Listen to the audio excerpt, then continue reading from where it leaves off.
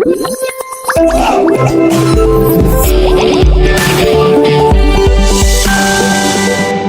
cette scène, on validera quelques hypothèses de votre lecture. Au début de cette scène, quelle est la réaction d'Antigone? Ça veut dire comment il a réagi. Oui? Qu'est-ce qu'elle a fait? Elle, c'est Antigone, essaye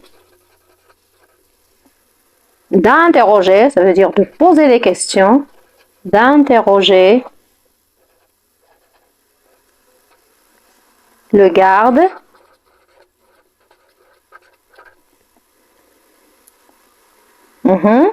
Pourquoi? En attendant, parce qu'il est en train d'attendre, alors il fait ses interrogations pour le garde, il lui pose des questions. En attendant l'exécution, ça veut dire la mort.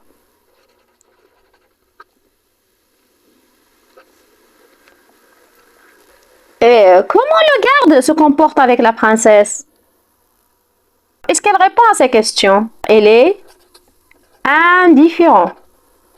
On va voir comment elle a réagi. Pourquoi? Car elle était imperméable,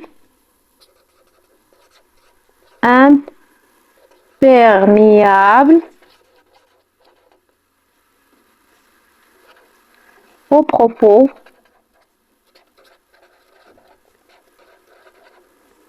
d'Antigone.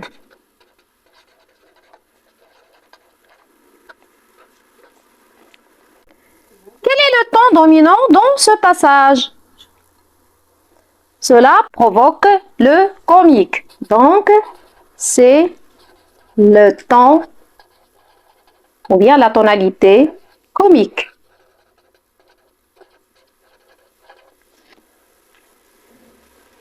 Après, est-ce que l'héroïne va changer de caractère à la fin de l'extrait? Oui, qu'est-ce que vous avez dit? Oui, son caractère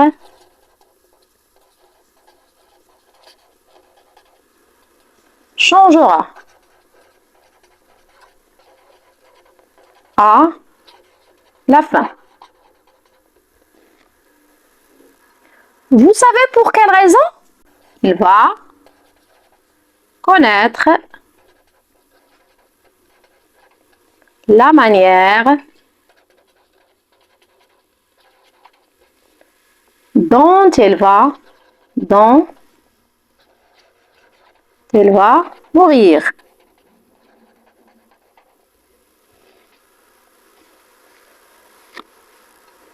Pour valider ces hypothèses, essayez de faire des lectures, encore des lectures pour voir vraiment est-ce que ce qu'on a dit est vrai ou faux. Faites une deuxième lecture individuelle pour bien vérifier votre compréhension.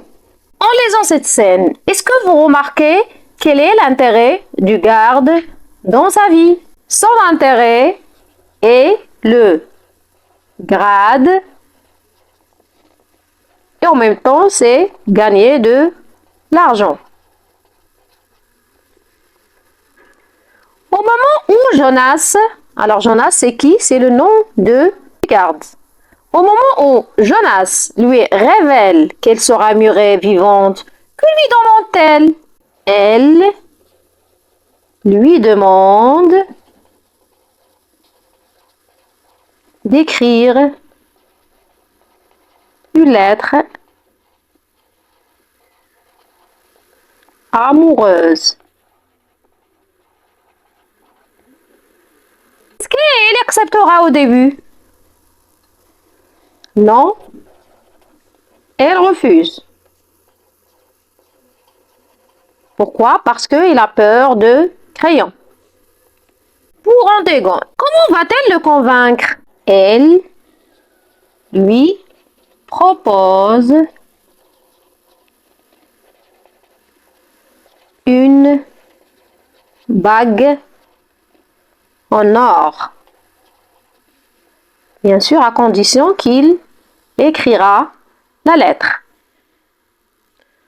Au niveau des registres, on a remarqué que on a utilisé deux registres différents. Lesquels à votre avis? Pour le garde, il a utilisé, le garde, c'est le registre vulgaire. Et pour Antigone, c'est le registre noble, puisque c'est une princesse. Au niveau des champs lexicaux, quels sont ces champs qui dominent dans cette scène? On a le champ lexical de la mort, et puis la solitude. Antigone se sent seul. On a aussi la douleur.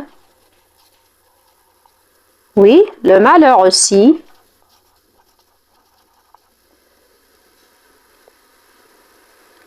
On relève les expressions, par exemple pour la mort, mourir. Mal. Sang.